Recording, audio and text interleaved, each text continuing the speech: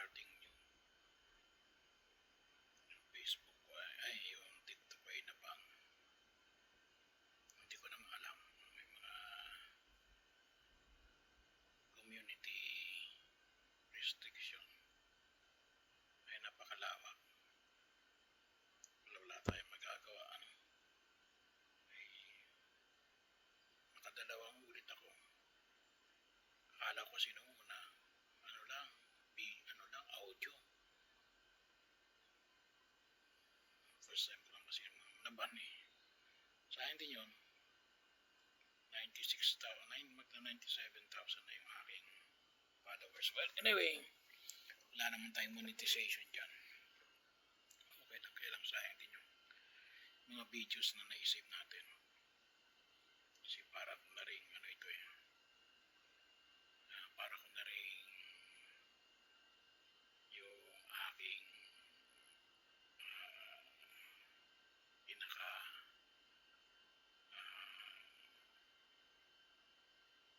storage, no? Kasi mahirap mag-storage sa sa drive. Well, siguro pwede rin naman sa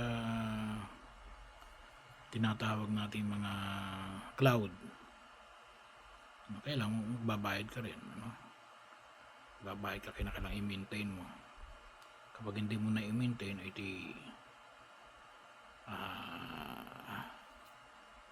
mawawala.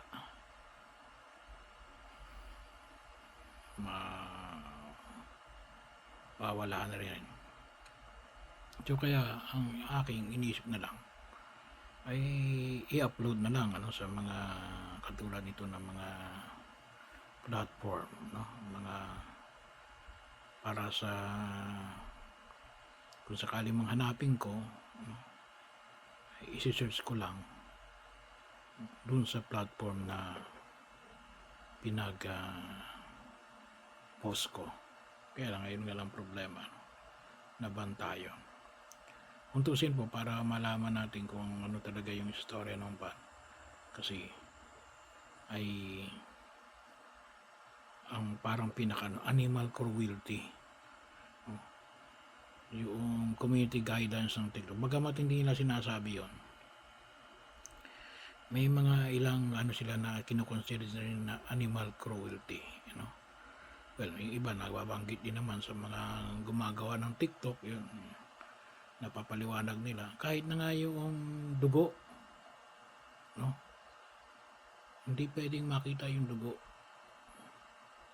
So yung animal cruelty, yung may mga sila na yung mga animal rights, hindi mga animal pero yung mga tao na ang kanilang advocacy ay for the protection of animal rights, ay may mga boundary sila, ay nung una, the same video, no? Nung una kasi ay yung unang video ay akala ko ay sound lang ang problema, so pinost ko. So ban, hindi naman nila sabihin kung ano yung ano yung violation mo. Ang sabihin ng sila in general violation against community guidelines. Specific, wala silang sasabihin doon kung ano specific. Ikaw mag-iisip, no? Ako naman hindi naman ako masyadong biyasa sa bagay na yon. Akala ko naman ay question lamang ng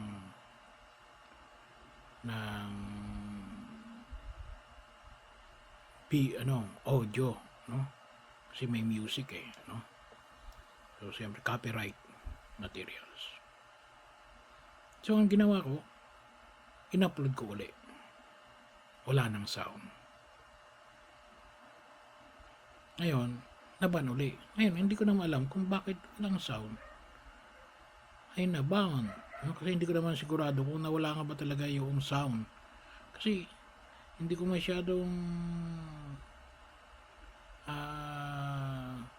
binibigyan ng halaga kasi nga akala ko nga lang ay yung sound lang. So, chinek ko maigi na walang sounds, no? Yung in-upload ko. At kung tuusin yun ay ano pa, scheduled. Ay hindi ko na pindot yung schedule. So naipasok ko. Yun, patay. Wala. Pangatlo, nalaman ko na, no? Kasi nag-search lang rin ako. Nalaman ko na animal cruelty. Ano yung animal cruelty? Nakasakay doon sa animal. No? Animal cruelty na raw yun.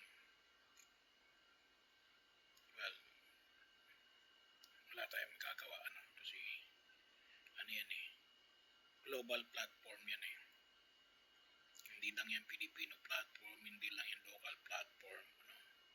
Hindi lang yan ang sarili nating kaisipan. So, kaya anong ginawa ko?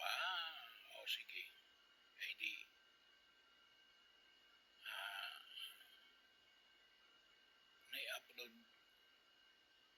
nai-upload ko. Pero ito, pagka-upload ko ngayon ang nakalagay lang doon para lang sa akin. For me lang. Ay, hindi rin pala pwede. Kahit na sa akin lang, ayaw nilang ilagay doon. Ayaw nilang parang lumalabas ay ibig sabihin. Kahit na sa iyo lang, we do not want to be a part of it. Parang ganun lumalabas. Ay, hindi ko naman alam kasi akala ko naman kasi ay hindi ko naman isinishare sa iba. No? Kaya yun, 3 strike. Kaya, I'm making also this announcement na I am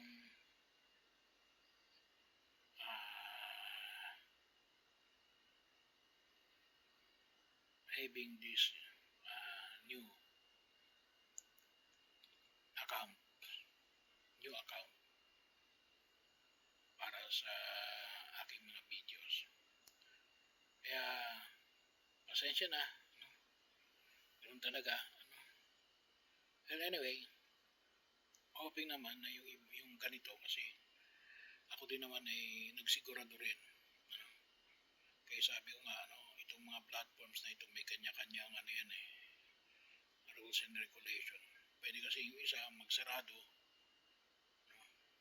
at ipa-download lahat ng iyong videos. Nangyari noon sa Friendster. So, nung una naman parang wala pa atang Facebook noon. Hindi pa ata uso noon ng Facebook o hindi pa ganun kailangan ka dun kadami yung kinakailangan mong i-download at i-upload. Well, kaya nawala yun. So kaya may mga ito ngayon ay kundusin 3 yung platform ko na pinag-propose nito. Isa na rito yung TikTok. So ganun po. For awareness din. And para sa akin, learning experience. Sabi nga, kailangan natin ng learning experience, lalo sa mga tumatanda, kailangan may bago kang matututunan. Kung hindi, ay mag-i-stack na ng isip mo. Kung yun lang ang dati mong natutunan, hanggang doon ka lang. Kaya,